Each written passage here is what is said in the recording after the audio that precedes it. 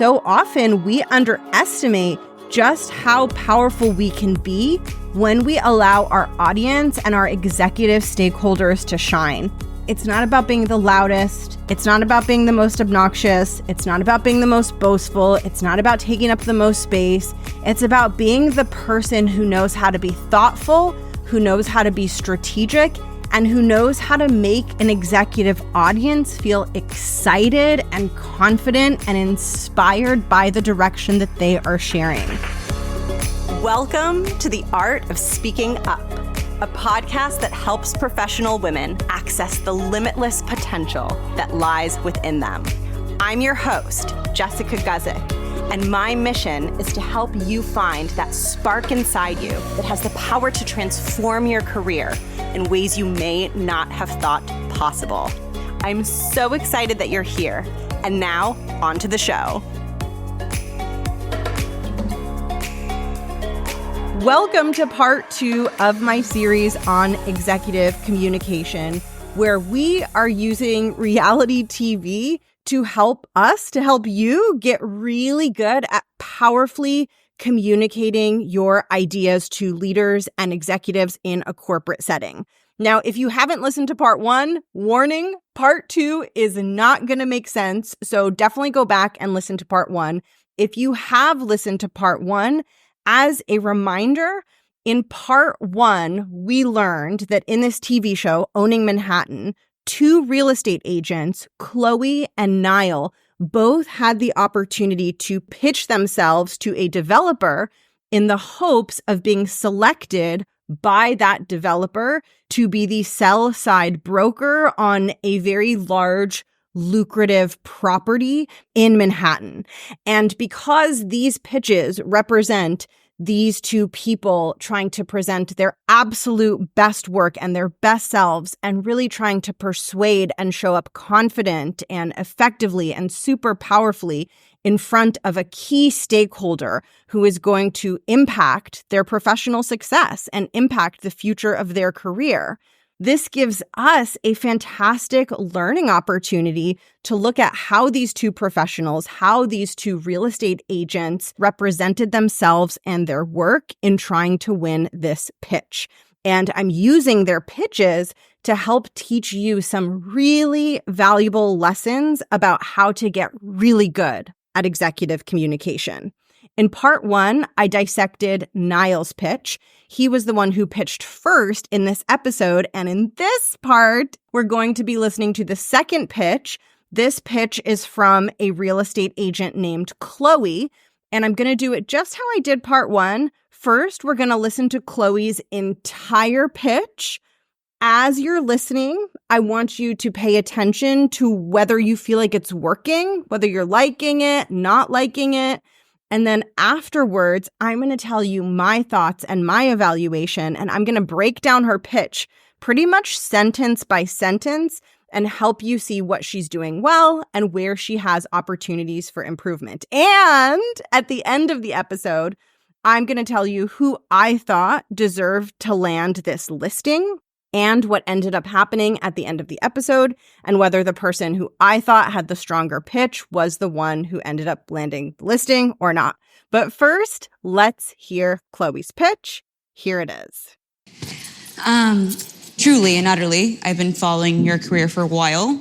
And with that being said, I think there are 3 key things that would need to happen. Number 1, someone needs to have an extremely strong understanding of the product. Right now, we're not just standing in a 4,000 square foot penthouse. We are standing in a one-of-a-kind piece of art designed by, quite frankly, one of the genius artists of our time. The next thing is identifying the right buyer. And what I've seen work is experiential marketing to influencers. On our last launch, we did a fashion show in our porte cochere. We invited the designer, all the celebrities to our penthouse. We had them take photos, do videos. We had over 5 million social impressions. From that, we had a 500-person waitlist to view and 6 offers presented to our developer within the first 3 days. So in terms of a launch party, the concept is a play on the 4 elements, and we would really lean into the holistic. The elements, the indoor, the outdoor. We could do fire dancers if we can get a permit for it. We can put swimmers in the pool. I want people leaving here feeling like they stepped into Issei's world. Okay, so similar to what I did with Niall, I'm going to let the cat out of the bag and let you know that I thought Chloe's pitch was significantly stronger than Niall's. And I'm going to break down exactly why. I'm going to show you the things that she did really well. And I'm also going to teach you what it means for you and how you can get better at executive communication by learning from Chloe's pitch. I'm also going to point out a couple of places where she had opportunities for improvement because while her pitch was significantly stronger than Niall's, there were a couple of places where a simple tweak or a small adjustment could have really taken what she was sharing to the next level. I want to start with the very first thing that she shares when she opens her pitch. And before I play this clip, I want you to listen for the fact that she sounds a little bit nervous. If you listen closely, what you're going to hear is that she starts to feel nervous and she kind of gathers up her confidence, even though some of those nerves are there. And this is such an important and empowering skill to develop. And so I want you to really hear her do this and watch her role model this so powerfully for us. So let's play her opening sentence. Let's hear what she says first. Truly and utterly, I've been following your career for a while. And with that being said, I think there are three key things that would need to happen. So did you hear that she shared right at the beginning where she sounds like she's doubting herself a little bit? Maybe she's feeling a little bit nervous. Let me play it one more time just so you can really hear it. Truly and utterly, I've been following your career for a while. So if you listen closely, what you can hear in the clip is that she starts out nervous. You can tell she sounds a little unsure, a little nervous, and then she gathers up her confidence and she recenters herself and she starts to sound really certain and powerful. And she is role modeling something that I love to talk about and that I think is so important, which is that it's okay to experience a wave of nervousness or self-doubt when you're having a high visibility moment, or maybe the spotlight is on you in a way that feels intimidating and scary. This is a normal thing to happen. I sometimes have a wave of physical nerves come over me if I have a lot of people watching me at once. And I wanted to point out this clip and what Chloe does here because she's demonstrating a skill that I am so often talking about with my clients that I think is so important, which is our ability to return to confidence and bring ourselves to a more confident state when we experience a wave of self-doubt or a wave of physical anxiety or nervousness. And the way that I think about it is when you experience a moment like that, so much of your effectiveness as a communicator is not going to come from the fact that you don't feel nervous at all and you don't have any self-doubt. It's going to come from how you respond in the instances when it pops up. And of course, we can't see what Chloe is thinking in her mind. We can only see what's happening on the outside. But based on what's happening on the outside and based on the fact that she goes from nervous to then sounding much more grounded and confident, I would assume that internally she is also trying to psychologically gather her confidence. And this is exactly what you want to do when you have a difficult moment. Instead of noticing yourself getting nervous or noticing yourself sounding uncertain or doubtful and thinking, oh my gosh, I'm blowing it, I'm bombing it, my audience hates me, I sound so stupid, I'm such a failure. Instead of going into that experience, you want to go into, I've got this, I know what I'm doing, I can handle this, I know what I'm talking about. All I have to do is keep moving forward and stay strong. And when you have your own back in that way, what happens is you learn to ride these waves. You learn to ride these ups and downs in a much more effective way. And that makes you so much more powerful as a verbal communicator. And so I just wanted to share that with you because I thought it was really wonderful to see a character like Chloe who She has a history of performing on Broadway. She's on a very large television show. So to see someone like her and to see that even she has a moment of sounding nervous, and more importantly, to see how beautifully she role models riding that wave and gathering up her courage and confidence, I thought that that was just such a beautiful, empowering example to bring into this episode. Now, that being said, I also want to get into the executive communication and the content of her pitch. So let's listen to how she kicks that off so I can start breaking it down for you. Truly and utterly, I've been following your career for a while. Okay, so remember, back in part 1 of this series, I taught you the difference between me communication versus you communication. Me communication is when I, the speaker, talk about myself, and you communication is when I, the speaker, talk about my audience, right? So I can either talk about me or I can talk about you, and you represents the audience. When we are talking to executives and we're trying to persuade them and get them to buy into what we're sharing, we want to very strategically use you communication at the very beginning, and here's why. As soon as an executive in your audience hears you start speaking or sharing something with them, their brain is doing a calculation. Their brain is calculating, is this worth paying attention to or not? And their brain is also calculating, if this is worth paying attention to, how much of my attention should I pay to this thing? And listen, I am sure that your brain has done this calculation too. I'm sure you've been in so many meetings where you show up trying to figure out if you need to pay attention, because it's not like you have tons of extra time during the day and just hours and hours to waste away. You don't want to be sitting paying attention to something that doesn't matter to you when your time and brain space could be focused on something more important. So there's no reason to assume that an executive would operate any differently. In fact, an executive would be even more discerning with their time and attention because they have even more on their plate in terms of scope, and their time is compensated at a higher rate. So you could argue in some ways that their time is more valuable.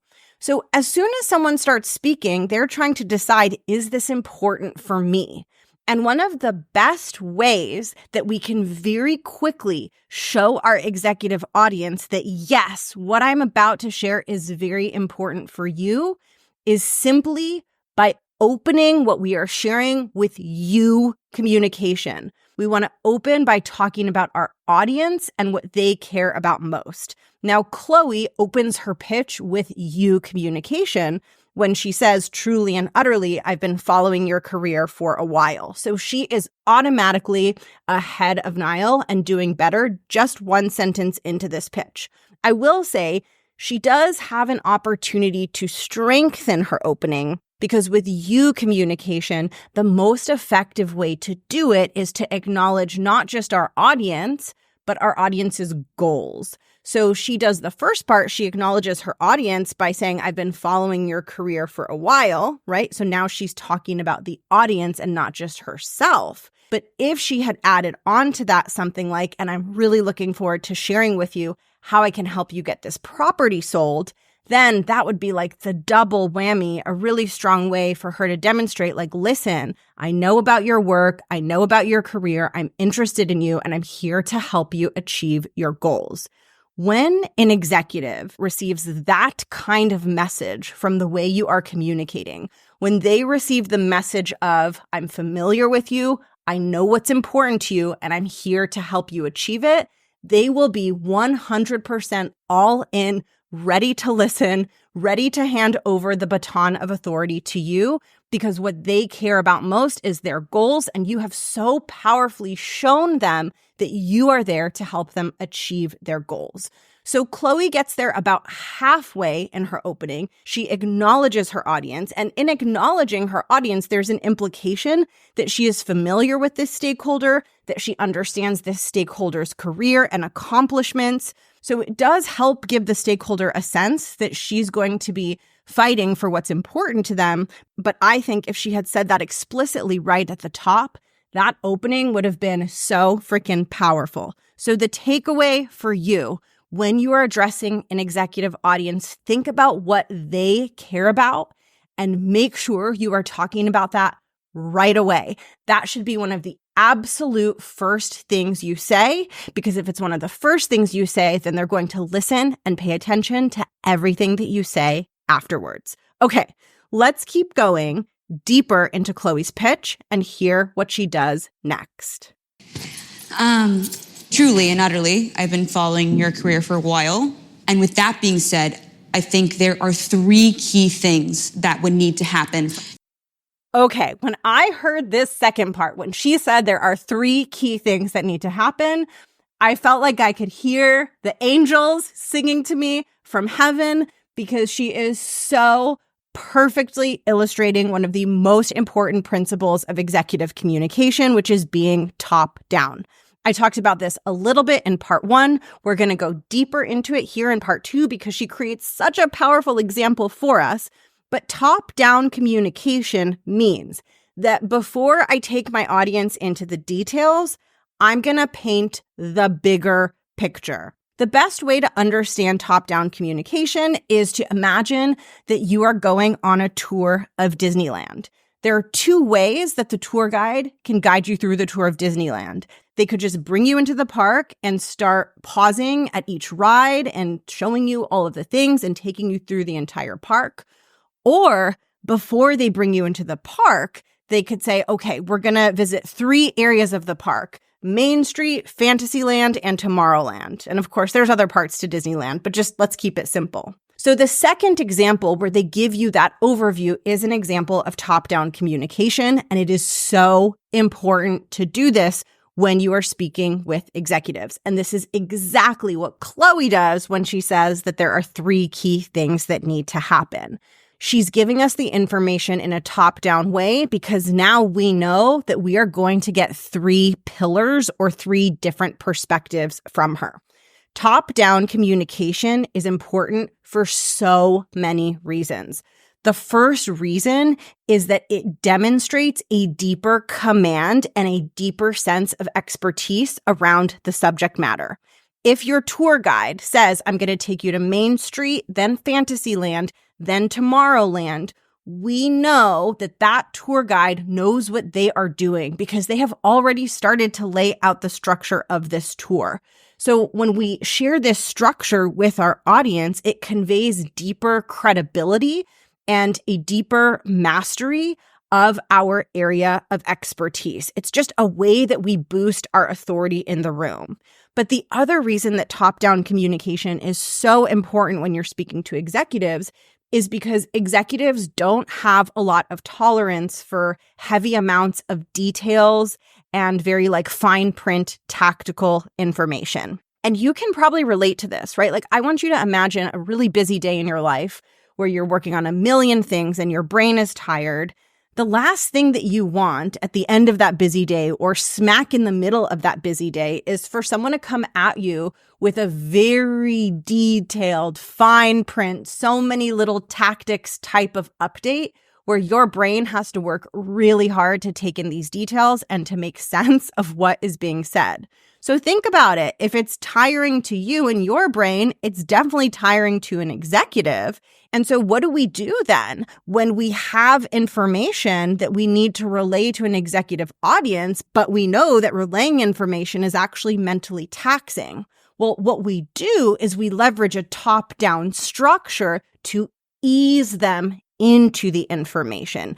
It's almost like a trick that we're using to get away with sharing the details, to get away with sharing the tactics in a way that isn't going to be taxing for them mentally. And the way we do that is through top-down communication. We share a big, broad overview that gives them a sense of structure. It gives them a sense of what to expect.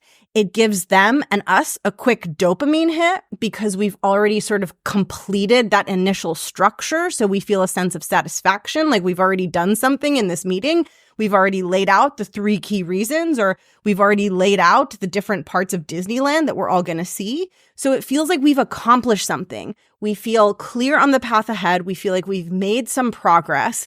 And so at this point, then we as an audience, or in this case, like your executive audience, is going to be able to tolerate a greater level of detail following that top-down communication. And a lot of my clients ask me all the time, how do I share my information with an executive audience in less detail? And a lot of times people are assuming that the answer is to take out the details. And look, that might be the answer. Sometimes that's the answer, but not always. There are some details that your audience might need to know. And often the answer isn't to get rid of the details. The answer is to communicate in a way that's top down, give them a high level structure, give them that crisp, clean overview, and then they will be more willing to come with you into the details.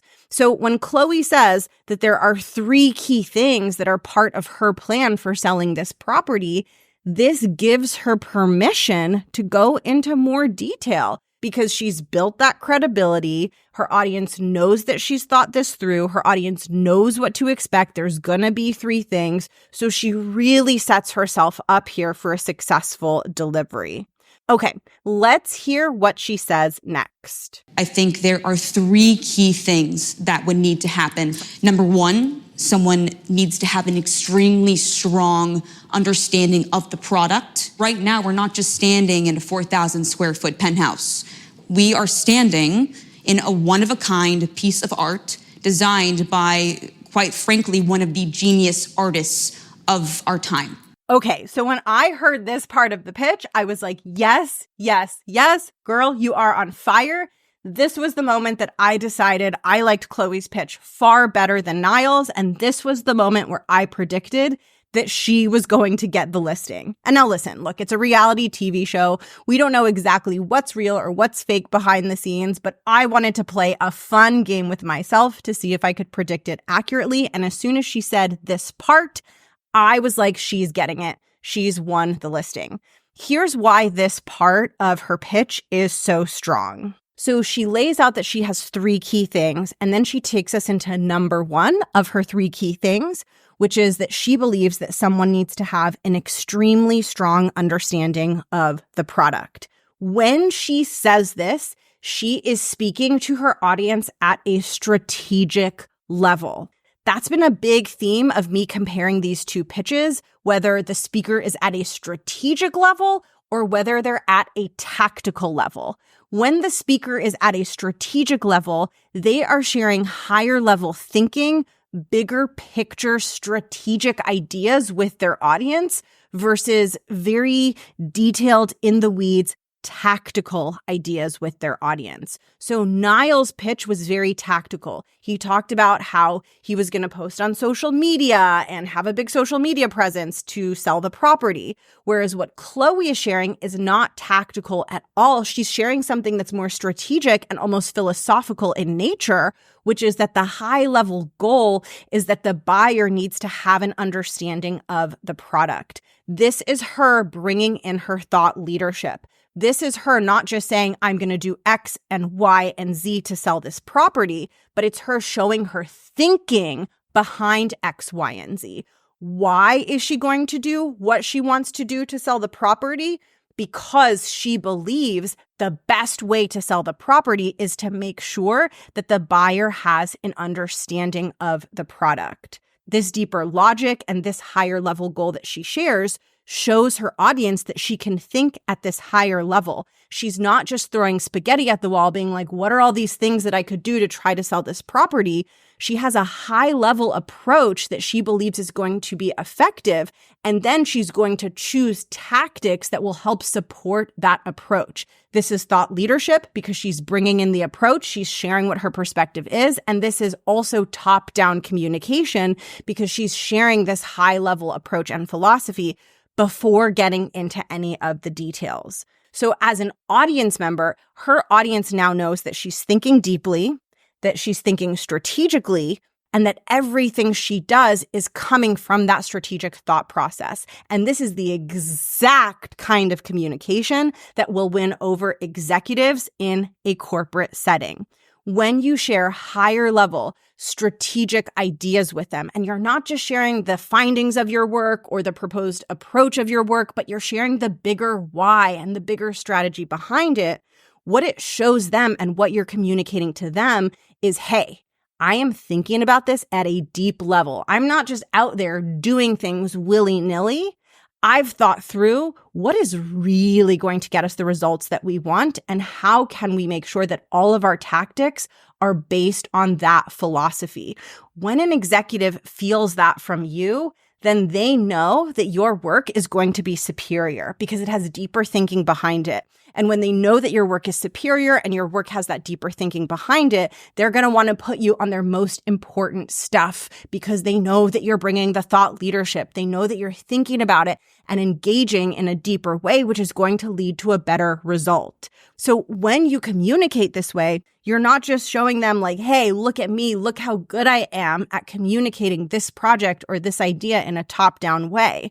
What you're really communicating is, hey, look at me. I'm a top-down thinker. I'm a strategic thinker. What else do you want me to help you with? Where else could I plug in my strategic thinking to help you win? That is the experience that you want your audience to have of you, because ultimately, if you want to get ahead in corporate, if you want to climb the ladder, if you want to elevate into leadership, then when you're sharing your work with executives, it's actually not about that specific piece of work, right? Like we tend to take it really literally and have this short run view where it's like, oh, I did this work or I have this suggestion, like I want to present it to them in a really powerful way so that this work gets appreciated, so that we get credit for what we're doing.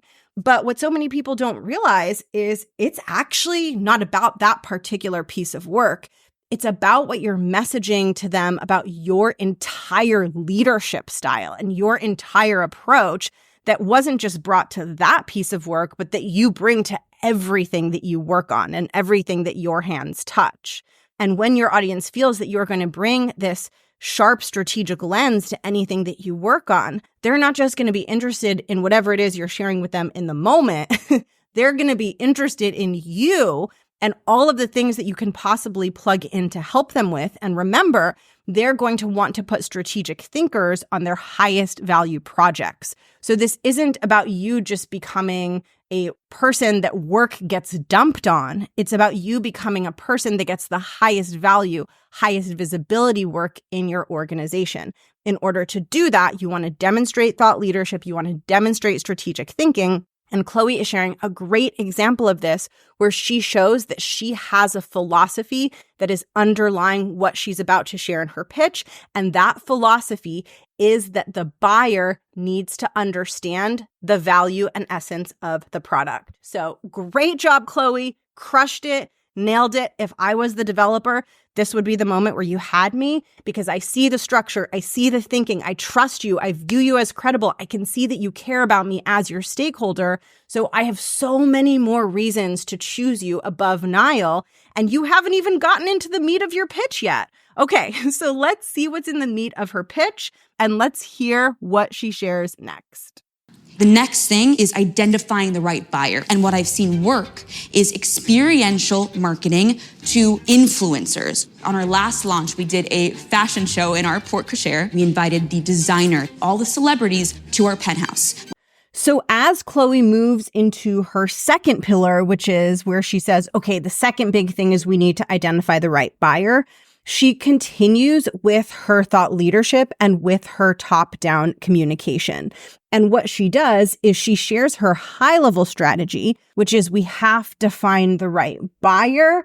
And then she links that to the tactic that she is going to recommend, which is experiential marketing. And she shares this example of a past marketing event that she held with all of these fancy influencers in a penthouse. Now, the reason this part of her pitch works so well is because she is tying her tactical suggestion of experiential marketing to a higher level strategy, which is we need to make sure that we're finding the right buyer for this property. That is why her suggestion to do experiential marketing lands so much more powerfully than when Niall suggests in his pitch to use social media to promote the property, because Chloe has a top-down approach. Let's find the right buyer. To find the right buyer, let's do experiential marketing, versus Niall didn't articulate any top-down approach and he didn't demonstrate any thought leadership. So once again, Chloe is checking the box of showing her strategic thinking, showing her thought leadership, communicating in a top-down way.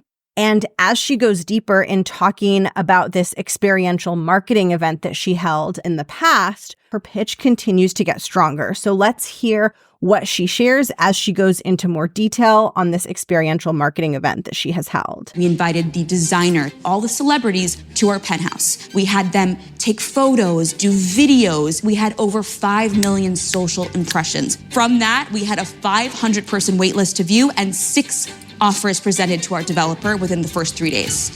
Yes, this part of her pitch is so good. When we are speaking to an executive audience or any stakeholder that we are trying to win over, there is one thing that they care about above all else, and that is results. The primary question that they have in their minds is this person going to help me get results? And Chloe strengthens her pitch by showing how the experiential events that she's done in the past have helped drive concrete results in getting the property sold.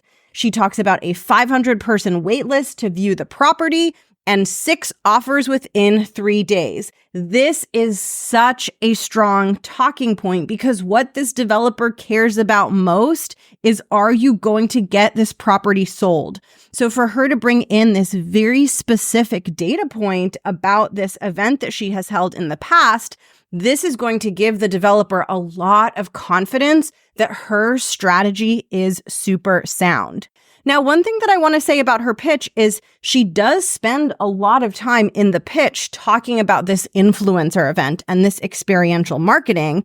And on the surface, it could kind of just look like, well, she's just proposing like throwing a party to try to get this property sold. But the reason it's so effective is because the tactic that she's proposing, this experiential influencer marketing event, is not only tied to her bigger picture strategy, which is we have to find the right buyer and they have to understand the product, but even more importantly, she ties it to the results that you can achieve through that tactic, which is creating a really long wait list to view the property, lots of demand, and 6 offers within 3 days. So when the developer is saying yes to Chloe and saying yes to her as the broker for this and her approach, he's not saying yes to experiential marketing and an influencer party. He's saying yes to results. He's saying yes to the outcome that he wants because Chloe is doing a great job proving to him that her approach is going to get him that outcome.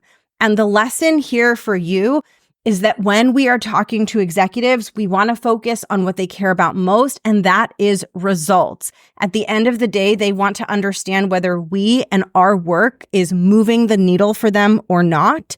And we want to make sure to be pointing that out to them. It might be us pointing out results that we've accomplished in the past. So maybe you're giving a recap of a project that you did. You want to make sure you're talking about what key results that project drove for the business. It doesn't matter if they're quantitative or qualitative. Both are okay. You just want to make sure that you're talking about them. You also want to be talking about results in the present. Whatever you're working on right now, when you're talking about it and sharing it with executives, make sure you're hitting on what results is this helping us accomplish in real time for the business. And lastly, you want to talk about results that you will accomplish in the future. So maybe you're sharing a product proposal or a plan for something that you and your team are going to implement. Make sure you're talking about what results is this going to create. When we talk about results, our executive audience is going to be much more interested. And Chloe did a great job in this pitch, focusing on the one thing that the stakeholder cares about most, which is that he wants to get the property sold. Now, I want to play you the very last part of Chloe's pitch and briefly talk about why it works so well as a way to close out her pitch. So let's hear how she ends her pitch. I want people leaving here feeling like they stepped into Issei's world. So this ending works well for 2 reasons. Number 1, it ties into the high-level themes and strategies that she has laid out in her pitch. The high-level themes are the buyer needs to understand the property, and we need to make sure to find the right buyer. And a huge theme of her pitch is experiential marketing makes a lot of sense for this property because it's so unique. So when she ends telling this developer that she wants people to feel like they really stepped into Issei's world, they really stepped into the world of this artist, this architect, the person who designed this property, she's reiterating her entire approach, which is all around conveying the value, the uniqueness, the essence of the property to the potential buyer, because she believes that is what will work, and she believes that that has worked in the past. The other reason this ending works so well is because this is a classic example of you communication. Remember, we've talked a lot about me communication versus you communication and how our audience cares much more about themselves and their goals. And by her ending with you communication, basically talking about the architect and designer of this property and how her plan is really going to showcase that person's brilliance, she's turning the attention back onto her audience, which is inherently going to be more powerful and influential because her audience, the developer of this property, and also she's talking about the person who designed and architected this property, what they care about most is this incredible property that they've created. So by her paying homage to it at the very end, she's speaking to them in a way, in a language that's going to be very appealing to them. Now, after I heard Chloe's pitch, I thought it was so much stronger than Niall's. I would give Niall at best like a C, maybe like C, C minus. I would give Chloe an A minus, maybe if I'm being hard on her, a B plus, but she's more in like A minus territory. There's a couple of things she can tweak to make this stronger, but overall, I thought that she was the one who deserved to win. And I think, based on how the episode unfolded, I kind of think that Niall maybe knew or had an instinct that he had been beat. I personally thought hers was so much stronger than his, and I just wonder if he felt that because as they're waiting to hear the final decision, as Chloe and Niall are waiting to hear who gets chosen, Niall starts devaluing Chloe. I will play you a really short clip from a conversation that Niall and Chloe had while they are waiting to find out which of the agents lands the listing. I think you have a lot of potential. I'm not sure. You have a lot of potential? I think you have potential. I'm not sure if you're really there yet. So I thought this was really interesting because I thought his pitch was just so much weaker, and I wondered if he felt that and kind of went on the attack or on the offensive because maybe he was feeling insecure. But I also shared this clip because, who knows how much of it is real, how much of it is scripted for the show. But I know I have for sure been in situations where I've been devalued or demeaned by a dude in the workplace. And I just wanted to share that clip so we could have a moment of like collective support for one another, that this happens. Sometimes we get talked down to, sometimes we get devalued. And a lot of the times it's because the quality of our work is really, really good. That doesn't make it okay for people to devalue us. And that doesn't mean that it's not disrespectful and that it's not hurtful. I think that this was really uncool of Niall to share. And I think that he should focus that energy on improving his executive communication rather than tearing down the women around him in his workplace, but to each his own. But I just share this as an illustration of the fact that sometimes when we shine really brightly, that is when some of the critics come out of the woodwork. It doesn't always mean that we're doing something wrong. It could mean that we're showing up really powerfully. And it's unfortunate that people do this. But in an exciting turn of events and in an exciting karmic pivot, my girl Chloe ended up getting the listing. He feels comfortable going with Chloe. Really? Yeah.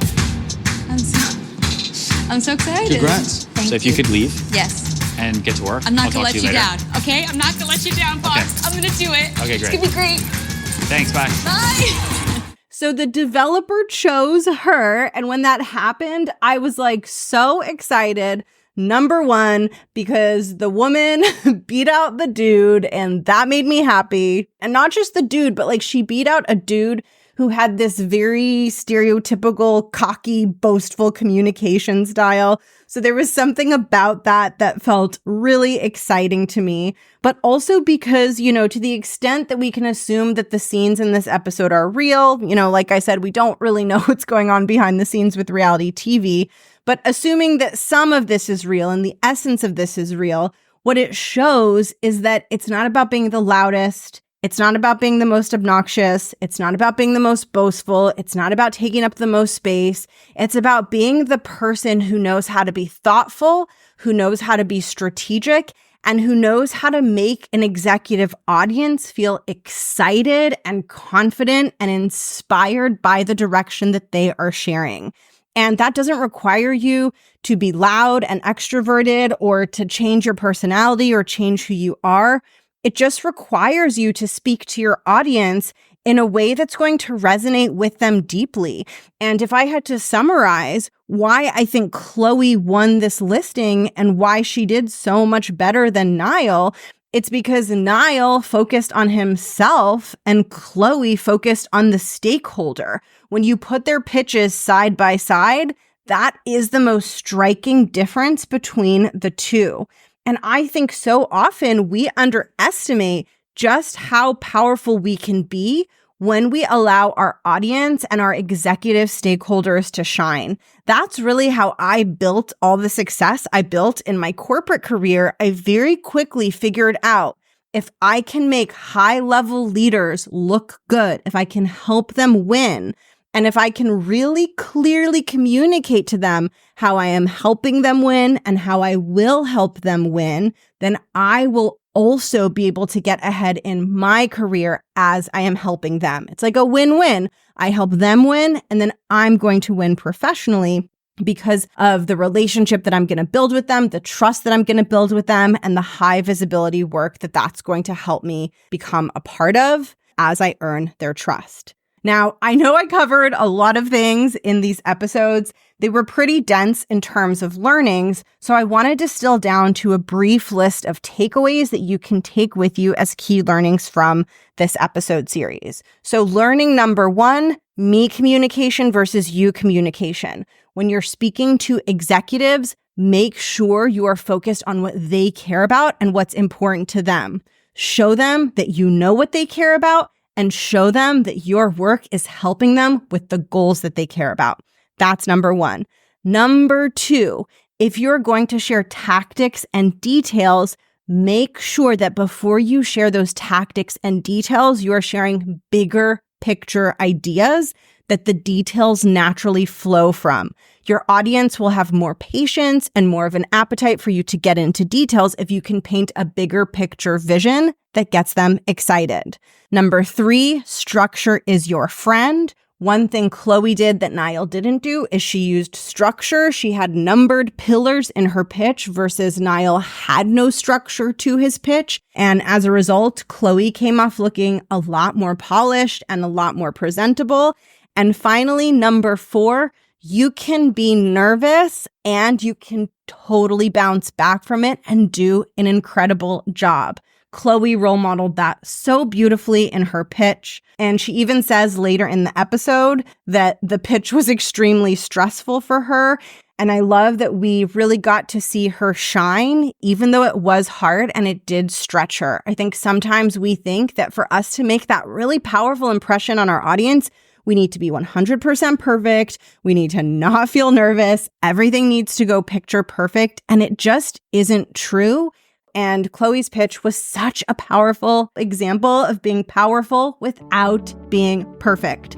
Thank you so much for tuning into today's episode. If you love this series, please share it with a friend. And if you want to get really good at executive communication and you want to internalize these concepts and practice them so that when you speak to executives, you are making a meaningful and lasting impression on them that is going to really help propel your career forward, this is the work that I do with my clients in the Art of Speaking Up Academy. You are going to learn the fundamentals of strong, solid executive communication, and you're even going to get to do the inner work on your self-confidence so that just like Chloe was able to ride that wave of feeling nervous and bounce back and deliver such a strong pitch, you will be able to cultivate that ability within yourself as well.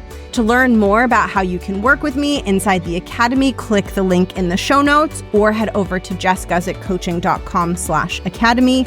If you add yourself to the waitlist, you'll be first to find out when I open the next cohort. Thank you so much for being here, and I'll catch you in the next episode. Bye.